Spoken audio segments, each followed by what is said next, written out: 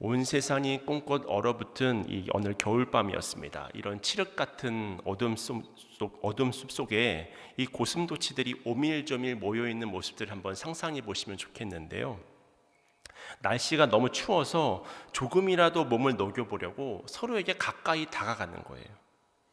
이 고슴도치들이 그런데 가시가 있잖아요. 그래서 추워서 서로 붙으려고 하다가도 붙으면 어떻게 됩니까? 가시에 찔리는 것입니다. 그럼 좀 떨어졌다가 다시 또 붙였다가 다시 또 떨어졌다가 이러한 일들을 계속해서 반복하게 되어지는 것입니다. 그러다가 서로의 온기를 느끼면서도 가시에 찔리지 않는 적당한 거리를 이제는 발견하게 되는데요. 말 그대로 이들이 적당한 사회적 거리두기를 유지하는 것이죠. 방금 소개드린 이 이야기는 독일의 철학자 쇼펜하우어의 이 여록과 보유에 수록된 우화라고 하는데요. 고슴도치 딜레마라고 하는 심리학적 용어가 여기에서 비롯이 되어졌다고 합니다. 여러분, 쇼펜하우어가 이 이야기를 통해서 우리에게 말하고 싶었던 것은 무엇일까요? 사람은 누구나 혼자서는 살 수 없다고 하는 것입니다. 그래서 사람의 온기를 필요로 합니다. 그런데 그 온기를 기대하며 한 발짝 다가서면 상대방의 가시에 찔려서 상처를 받게 되고 또 때로는 분노를 하게 되어지고, 그래서 적당한 거리를 유지하며 살아가는 것이 바로 우리들이 살아가고 있는 인간 사회라고 하는 것입니다. 그러나 정작 이 이야기를 한 쇼펜하우어는 자신의 평생 동안 그 방법을 깨우치지 못했다고 하는데요. 그래서 죽는 순간까지도 수많은 사람들과 불화하고 또 다툼이 있고 싸움이 있고 그렇게 끝까지 갈등을 일으키면서 생을 마감했다고 합니다. 사람의 온기를 그리워하면서도 그 관계 때문에 상처받아 괴로워하는 인간의 단면을 잘 묘사하고 있다고 생각이 되어지는데요. 그렇습니다. 인간은 절대로 혼자 살 수 없습니다. 사람 때문에 힘을 얻고 사람 때문에 위로를 얻습니다. 하지만 그 반대로 사람 때문에 상처를 받고 사람 때문에 분노할 수 있는 것입니다. 이것이 바로 모든 인간이 가지고 있는 근본적인 딜레마이고 고통의 이유가 된다는 거예요. 근데 로마서 전체를 마무리하는 오늘 본문 16장은 전혀 다른 이야기를 우리에게 들려주고 있는데요. 분명 사도 바울은 로마서 15장까지 치열하게 복음의 진수가 무엇인지를 설명했었거든요. 그러다가 로마서 16장으로 넘어오게 되어지면 사도 바울의 인간적인 따뜻함이 느껴지는 것입니다. 사도 바울과 함께 동역했던 26명의 이름들을 쭉 거명하면서 그들을 축복하는 그 내용들이 기록되어져 있는 것이 바로 오늘 우리에게 주신 하나님의 말씀이라고 하는 것입니다. 그런 의미에서 오늘 본문 전체는 크게 두 가지 흐름을 가지고 있다고 생각해 볼 수 있겠는데요. 그 첫 번째는 이 26명의 그 성도, 그 동역자들을 언급하면서 그들의 희생을 이야기하고 있다고 하는 것입니다. 우리가 어느 곳이나 어떤 공동체라고 할지라도 성장하는 공동체를 보면 그 구성원들의 희생이 있고 섬김이 있습니다. 또 지금 로마 교회가 그런 수많은 사람들의 희생과 헌신을 통해 세워진 교회라고 하는 것을 지금 오늘 본문은 우리에게 확인시켜주고 있다고 하는 거예요. 두 번째로 오늘 본문이 주고 있는 또 하나의 놀라운 이야기가 무엇이냐면 오늘 본문 16장에 언급되는 그 26명이나 되는 사람들의 배경이 너무나도 다양한 것입니다. 근데 놀라운 사실은 그 안에 하나됨이 있었다고 하는 거예요. 서로 간에 출신도 다르고 배경도 다르고 성별도 다르지만 그 안에 하나됨이 있었다고 하는 것입니다. 그렇다면 우리가 이 희생과 하나됨의 이야기를 들으면서 질문을 던져볼 수 있잖아요. 초대교회라고 하는 것은 그 어려운 현실 가운데 무엇이 이들을 그런 헌신의 자리로 이끌어갔을까? 어떻게 출신과 배경이 달랐음에도 불구하고 이들은 하나됨을 이루면서 바울과 동역하고 하나님의 몸된 교회를 이루어 나갈 수 있었던 것일까? 이러한 주제들을 가지고 주님이 기뻐하시는 교회의 특징 세 가지를 전하며 말씀의 은혜를 함께 나누고자 하는데요. 먼저 주님이 기뻐하시는 교회의 그 첫 번째 특징이 무엇이냐면 앞서 말씀드렸다시피 그곳에는 희생이 있었다고 하는 것입니다. 그중 제일 첫 번째로 거명하는 사람이 바로 베베인데요. 오늘 보면 1절과 2절 말씀을 보세요. 내가 갱그레아 교회의 일꾼으로 있는 우리 자매 베베를 너희에게 추천하노니 너희는 주 안에서 성도들의 합당한 예절로 그를 영접하고 무엇이든지 그에게 소용되는 바를 도와줄지니 이는 그가 여러 사람과 나의 보호자가 되었음이라. 아멘. 이 갱그리아라고 하는 곳은 고린도에 있는 항구인데요. 고린도와 같은 지역이라고 생각을 하시면 됩니다. 그곳에 있는 그 교회의 일꾼 이 베베를 너희들에게 추천하고 있다고 말씀하고 있습니다. 그래서 2절을 다시 한번 보시면 너희는 주 안에서 성도들이 합당한 예절로 그를 영접하고 무엇이든지 그에게 소용될 바를 도와줄지니 이는 그가 여러 사람과 나의 보호자가 되었음이라 라고 말하고 있지 않습니까? 이 베베를 잘 받아들여 주라고 하는 거예요. 왜냐하면 이 베베가 여러 사람과 나의 보호자가 되었다고 그런 말을 하고 있기 때문입니다. 여러분들 잘 생각해 보시면 우리가 누군가의 보호자가 되기 위해서 필요한 것이 무엇입니까? 우리가 아기를 낳아보면 잘 알잖아요. 24시간의 돌봄이 필요하고 때로는 함께 있어줌이 필요하고 또 때로는 그 필요를 채워줘야 하고 물질도 나눠줘야 되고 때로는 사적인 공간도 함께 나눠 써야 합니다. 한마디로 돌봄과 보호에는 필수적인 희생이 따를 수밖에 없다는 거예요. 이 역할을 베베가 했던 것입니다. 그래서 지금 사도 바울의 신뢰를 이 베베가 받았던 것 같습니다. 그래서 로마에 있는 교회들에게 편지를 들고 가니까 그때 그를 잘 받아주라고 하는 그런 이야기를 전해주고 있는 거예요. 이처럼 사도 바울에게는 베베와 같은 희생할 줄 아는 동역자가 있었다고 하는 것입니다. 이런 사람이 있을 때 교회는 주님이 기뻐하시는 그런 교회가 된다고 하는 거예요. 그 다음 소개해드릴 인물은 이 브리스가와 아굴라 부부인데요. 한번 3절과 4절 말씀을 한번 보세요. 너희는 그리스도 예수 안에서 나의 동역자들인 브리스가와 아굴라에게 문안하라. 그들은 내 목숨을 위하여 자기들의 목까지도 내놓았나니 나뿐 아니라 이방인의 모든 교회도 그들에게 감사하느니라. 브리스가와 아굴라에 대한 사도 바울의 묘사가 어떠합니까? 자신을 위해서 목숨을 바치는 것까지도 아까워하지 않았다고 하는 거예요. 이렇게 교회는 생명 바쳐 수고하는 그 수많은 사람들의 헌신을 통해서 세워지는 것입니다. 이런 수고를 아끼지 않았으니 사도 바울의 서신서들을 잘 보게 되어지면 마지막까지 빠지지 않고 등장하는 인물이 누가 있냐면 바로 이 브리스가와 아굴라 부부라고 하는 거예요. 그래서 고린도전서를 마무리하는 16장 19절에도 보면 이 부부에 대한 이름이 언급되어져 있고요. 또 디모데후서 4장 19절에도 보게 되어지면 제일 먼저 이 부부의 이름이 언급되어져 있는 것을 우리가 확인할 수 있습니다. 여러분, 사도 바울이 왜 이 부부를 계속해서 반복해서 언급하고 있는 것일까요? 사도 바울 자신의 사역이 이렇게 왕성하게 할 수 있었던 이유가 이들처럼 목숨까지도 기꺼이 내어놓는 사람들의 헌신과 희생이 있기 때문이라고 하는 것이 아니겠습니까? 그 고마움과 감사함이 그들의 이름을 언급하는 그 표현 속에 담겨져 있다고 하는 것입니다. 그 다음 한 명만 더 살펴보면요, 7절인데요. 우리 7절 말씀 함께 읽겠습니다. 시작. 내 친척이요 나와 함께 갇혔던 안드로니고와 유니아에게 문안하라. 그들은 사도들에게 존중이 여겨지고 또한 나보다 먼저 그리스도 안에 있는 자라. 7절을 보면 우리가 또 어떤 표현을 확인할 수 있냐면 나와 함께 갇혔던 안드로니고와 유니아라고 하고 있지 않습니까? 이들은 사도 바울과 같이 감옥까지 간 사이라고 하는 거예요. 인생의 가장 어려운 때, 고통 가운데 있었을 때에 사도 바울 혼자 그 고난을 감당하지 아니하고 이 안드로니고와 유니아와 함께 있었던 곳이잖아요.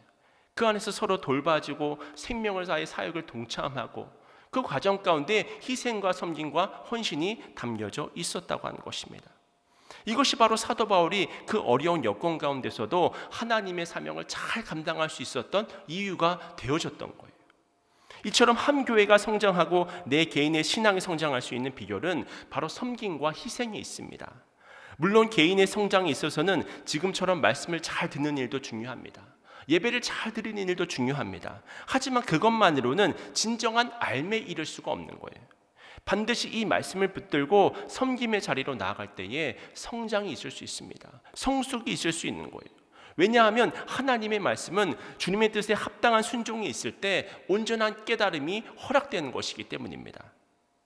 우리가 요한복음 2장을 보게 되어지면 그 유명한 예수님이 물로 포도주를 만든 그 기적을 베푸시는 장면을 확인할 수 있지 않습니까? 혼인잔치의 기적이죠. 이때 그 기적을 통해서 수많은 사람들이 예수님께서 베푸신 그 기적의 결과들을 맛보았습니다. 그래서 왜 이제야 이런 극상품의 포도주를 내왔냐고 그렇게 이야기를 하면서 그 잔치를 즐기지 않습니까?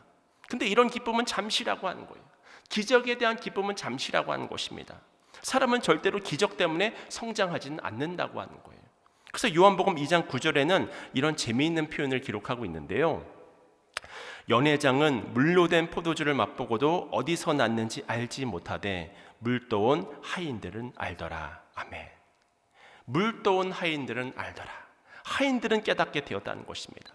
이처럼 극상의 포도주를 맛보는 것보다 더 소중한 일은 하나님께서 맡기신 그 사명에 순종하면서 주님의 도구로 쓰임을 받는 것입니다.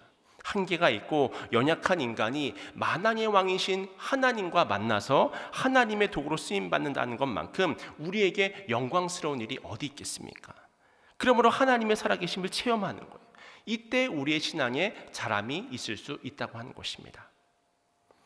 사실 저도 지금의 제가 있기까지 얼마나 많은 사람들의 희생이 있었고 섬김이 있었는지 모릅니다. 그렇게 어머니께서 저의 어린 시절 교회 가자고 이야기를 하셨을 때 끝까지 안 가겠다고 고집을 부렸거든요. 버텼거든요. 근데 중요한 것은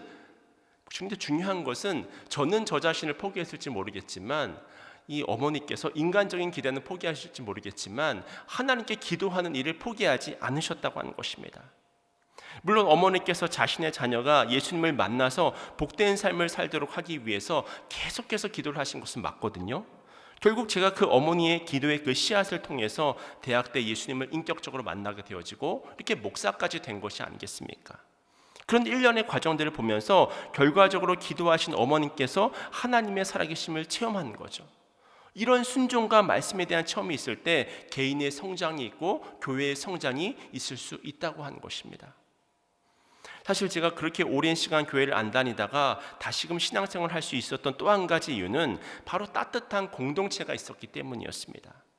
제가 믿음이 그렇게 크지 않았고 수련회가 뭔지도 잘 몰랐을 때에 저의 선배들이 저의 그 수련회 비용들을 다 대신해서 대주고 때로는 큐티책도 사주고 신앙 서적도 사주고 또 자신들도 바쁠 텐데 따로 1대1로 만나서 기초신앙 교육도 해주고 또 그냥 만날 수는 없잖아요. 먹을 것도 사주고 또 선물도 해주고 기념일도 챙겨주고 그렇게 헌신적으로 잘해주더라고요. 사실 제가 그 사랑 때문에 예수님을 인격적으로 만나고 교회에 잘 정착할 수 있었거든요. 근데 제가 그렇게 1학년을 보내고 2학년이 되니까 이제는 제가 후배들에게 그러고 있더라고요. 그리고 그렇게 섬기다 보니까 사실 나를 향한 선배들의 희생과 헌신을 너무나도 당연하게 받았었는데 절대로 이것은 당연한 것이 아니라고 하는 사실을 깨닫게 되는 거죠.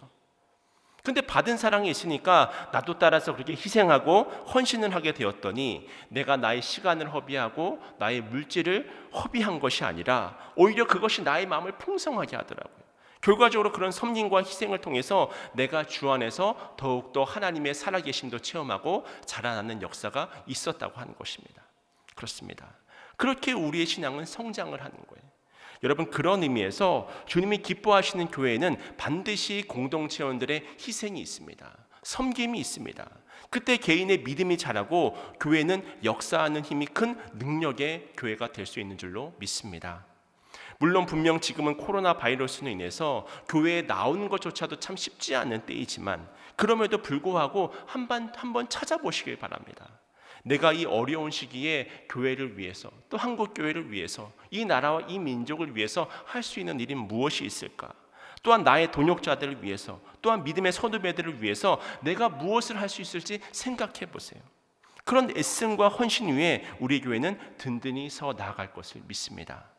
뿐만 아니라 여러분의 믿음도 온전히 그리스도의 장성한 분량까지 자라날 것을 믿습니다. 그렇게 우리의 믿음은 성장해 가는 것입니다. 우리가 오늘 살펴보는 로마 교회는 그런 헌신과 애씀과 수고가 있었다고 하는 사실을 확인할 수 있다고 하는 거예요. 이제 두 번째로 오늘 본문을 통해 보게 되는 주님의 기쁨이 되는 교회의 특징이 무엇이냐면 그것은 바로 하나됨입니다. 여러분, 사람은 하나님의 형상으로 창조가 되어졌잖아요. 하나님 그분 자체가 삼위일체 하나님이십니다. 공동체성을 전제하고 있습니다. 그런 의미에서 절대로 우리는 홀로 신앙생활을 할 수 없습니다. 하나님과 관계를 맺어야 하는 것이고 믿음의 동역자들과 관계를 맺으면서 신앙생활을 영위해 나아가는 것입니다. 그때 역경도 극복할 수 있고 어려움도 극복할 수 있는 거예요. 사실 우리가 인생을 살아가면서 혼자서 할 수 없는 것이 두 가지가 있는데요. 첫 번째는 결혼입니다. 결혼이라고 하는 것은 짝이 있어야 되잖아요. 그리고 또 한 가지는 바로 신앙생활이라고 하는 거예요. 이 두 가지는 절대로 혼자 할 수 없는 것입니다. 그래서 요한일서 4장 20절에도 보면 이런 말씀이 있는데요. 누구든지 하나님을 사랑하노라 하고 그 형제를 미워하면 이는 거짓말하는 자니 보는 바 그 형제를 사랑하지 아니하는 자는 보지 못하는 바 하나님을 사랑할 수 없느니라. 여러분, 형제를 사랑할 수 없다면 하나님도 사랑할 수 없대요. 이웃사랑은 여러분 혼자 합니까? 이웃사랑의 대상이 있어야 되는 거 아니겠습니까? 그러니까 공동체가 우리에게 필요한 거예요. 그리고 그 사랑을 통해서 하나님에 대한 사랑을 입증할 수 있는 것입니다. 그런 의미에서 신앙생활이라고 하는 것은 결코 혼자 할 수 없다고 하는 것이죠. 오늘 본문에 등장하는 로마 교회에는 이런 하나됨이 있었는데요. 근데 우리가 이 로마 교회의 구성원들을 잘 보면 그렇게 함께 교회를 이룬다고 하는 것이 참 쉽지 않은 일이라고 하는 것을 확인할 수 있습니다. 제가 말씀을 준비하면서 자료들을 보니까 로마서가 기록되었던 1세기 헬라 로마서에는요, 모든 사람들을 세 가지 평가 기준으로 나누었다고 합니다. 첫 번째는 인종적으로 이 사람이 유대인인가 이방인인가, 두 번째로는 신분상으로 이 사람이 자유인인가 아니면 종인가, 세 번째는 성별로 이 사람이 남자인가 여자인가, 이렇게 세 가지로 구분해서 사람을 나누었다고 합니다. 근데 재미있는 사실은 로마 교회에는 이 세 가지가 다 섞여 있는 거예요.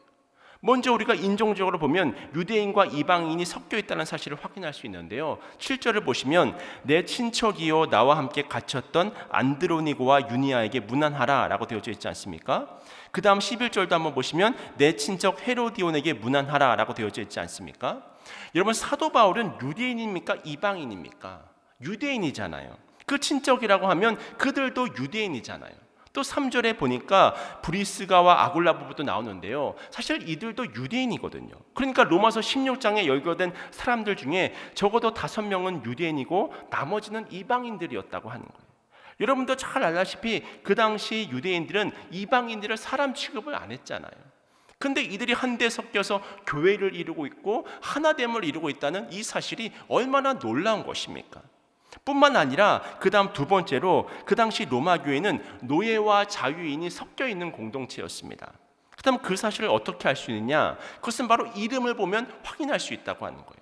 그래서 학자들은 로마서 16장을 분석해 놓은 것을 보게 되어지면 노예 신분으로 추측되는 사람이 9명에서 11명 정도라고 이야기를 하고요. 그에 반해서 자유인은 15명에서 또 17명 정도 된다고 하는 거예요.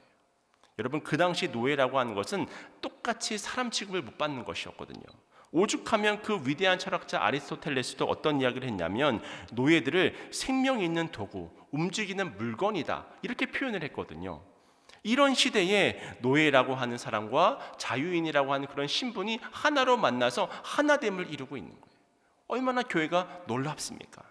그런가 하면 이 로마 교회는 남성과 여성이 함께 동역하는 공동체였는데요. 1절에 제일 먼저 등장하는 베베를 위시해서 이 오늘 본문에 등장하고 있는 26명 중에 3분의 1이 여성으로 채워져 있다고 하는 것입니다. 사실 그 당시 사회에서는 여성이 인구를 계수할 때 들어가지도 못했잖아요. 그렇게 무시당하고 소외당했던 여성이 남성과 더불어서 교회를 일궈 나아가는 모습이 얼마나 아름답습니까? 그렇다면 이런 시대 상황 가운데 있던 로마 교회는 어떻게 이런 하나됨을 이룰 수 있었을까? 우리는 사도 바울의 서신서인 갈라디아서 3장을 통해서 그 실마리를 얻을 수 있는데요. 갈라디아서 3장 28절 말씀입니다. 너희는 유대인이나 헬라인이나 종이나 자유인이나 남자나 여자나 다 그리스도 예수 안에서 하나이니라. 아멘. 분명 사회적인 기준으로 보면 종이나 자유인이나 또 남자나 여자나 또 유대인이나 헬라인이나 다 다른 것이지만 그리스도 예수 안에 있으면 모두가 다 한 가족이라고 하는 거예요. 이렇게 출신과 배경이 전혀 다른 모두가 하나로 뒤섞여서 주님 기뻐하시는 아름다운 믿음의 공동체를 이루어가는 것입니다. 그런 의미에서 교회는 사실 모자이크와도 비교할 수 있다고 생각을 하는데요. 여러분, 모자이크는 그 크기에 따라서 수천 개, 수만 개의 작은 파편으로 이루어져 있는 것이 아니겠습니까? 어떤 돌은 파란색이고 어떤 돌은 초록색이고 또 어떤 돌은 노란색이고 또 어떤 돌은 금색이고, 사실 이 각각의 돌들은 그렇게 특징적이지 않은 돌들일 수 있습니다. 그러나 우리가 모자이크를 바라보면서 한 걸음, 두 걸음, 세 걸음을 물러나서 그 전체적인 것을 조망해서 보게 되어지면 이 작은 돌들이 하나의 아름다운 그림이 되어서 우리 앞에 나타나는 것을 확인할 수 있잖아요. 그리고 이 그림은 돌 하나하나로서는 할 수 없는, 설명할 수 없는 수많은 이야기들을 우리에게 던져주는 것입니다. 교회가 바로 이 모자이크와 같다는 거예요. 이처럼 우리가 하나가 되어져서 주님께 나아갈 때에 주님 기뻐하시는 교회가 될 수 있다고 하는 사실을 믿으시길 축원합니다. 이것이 바로 로마 교회가 가지고 있는 두 번째 특징이라고 하는 거예요. 그렇다면 마지막 세 번째로 우리가 오늘 본문을 통해서 정리할 내용 한 가지가 더 있는데요. 그렇다면 이들은 어떻게 이런 헌신과 희생의 자리를 지킬 수 있었고, 그렇게 신분도 다르고 또 성별도 달랐는데 어떻게 그렇게 하나됨을 이룰 수 있었느냐고 하는 것입니다. 그 열쇠는 바로 예수 그리스도인 줄로 믿습니다. 그래서 우리가 오늘 본문을 보면 주 안에서, 또 그리스도 안에서, 또 예수 안에서, 이런 표현이 9번이나 반복해서 나오는 것을 확인할 수 있거든요. 2절을 보세요. 너희는 주 안에서 성도들이 합당한 예절로 그를 영접하고, 또 다음 3절을 보세요. 너희는 그리스도 예수 안에서, 8절, 또 주 안에서 내 사랑하는, 9절, 그리스도 안에서 우리의 동역자, 이런 식으로 주 안에서라는 말을 계속해서 강조하고 있는 것입니다. 이처럼 로마 교회는 복음 안에서 복음의 능력으로 사역하는 교회였기 때문에 희생이 있었고 하나됨이 있을 수 있었다고 하는 거예요. 그럼으로써 주님께서 맡기신 귀한 사명을 온전하게 감당하게 되었다고 하는 것입니다. 마찬가지로 우리도 복음의 능력이 넘치는 교회가 될 수 있게 해달라고 기도해야 합니다. 여러분, 빵집에는 빵이 있어야 되는 것이고요, 은행에는 돈이 있어야 되는 거예요. 마찬가지로 이 복음의 능력이 없는 교회는 빵이 없는 빵집과 같고 돈이 없는 은행과 같은 것입니다. 그래서 인도의 선교사였던 스탠리 존스는 우리들이 하나 되려면 그 무엇이 아니라 그 누구를 목표로 해야 된다고 그렇게 이야기를 합니다. 무슨 말이냐면 교육, 봉사, 찬양, 선교, 이 모든 것들이 아무리 교회에서 중요한 사역이라고 할지라도 누구를 향하지 않으면, 예수 그리스도를 향하지 않으면 그 안에는 분쟁이 있을 수밖에 없고 다툼이 있을 수밖에 없다고 하는 거예요. 그러나 예수님을 중심으로 모이게 되어지면 놀라운 연합이 그 안에서 이루어질 수 있음을 보게 된다고 하는 것입니다.